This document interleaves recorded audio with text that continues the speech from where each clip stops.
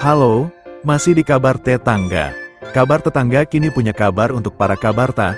Wakil Ketua Komisi 10 DPR fraksi PKB, lalu Hadrian Irvani, menjamin putusan MK akan dimasukkan dalam revisi Undang-Undang Sistem Pendidikan Nasional. Meski demikian, Komisi 10 menyoroti kesiapan anggaran agar APBN dan APBD bisa menanggung pembiayaan operasional pendidikan.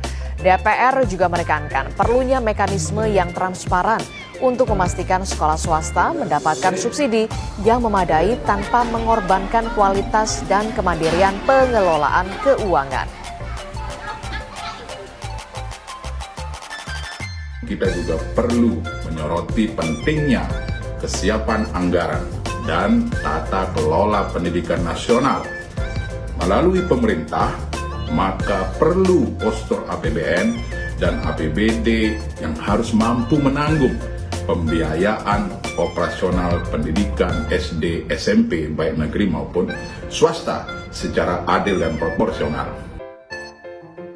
Sementara Wakil Menteri Pendidikan Dasar dan Menengah Fajar Risa Ulhaq bilang terkait putusan MK Pendidikan Dasar adalah tanggung jawab pemerintah.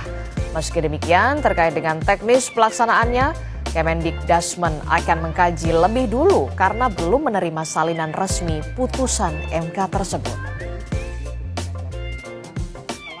Ini juga akan terkait dengan pemerintah daerah karena urusan pendidikan bukan kewenangan absolut pemerintah pusat, tapi juga menjadi tanggung jawab pemerintah daerah karena bersifat konkuren. Ya, kami sedang dalam proses pengkajian di internal, tentu juga kita akan menunggu apa arahan Bapak Presiden mengenai hal ini.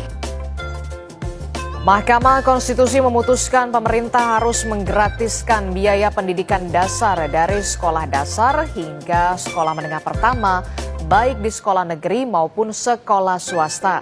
Putusan itu merupakan hasil uji materi atas pasal 34 ayat 2 Undang-Undang tentang Sistem Pendidikan Nasional yang diajukan Jaringan Pemantau Pendidikan Indonesia dan 2 orang ibu rumah tangga serta seorang PNS. Dalam pertimbangannya, MK menilai frasa wajib belajar tanpa biaya selama ini hanya berlaku bagi sekolah negeri. Padahal daya tampung sekolah negeri terbatas. Akibatnya ada kesenjangan akses ke pendidikan dasar.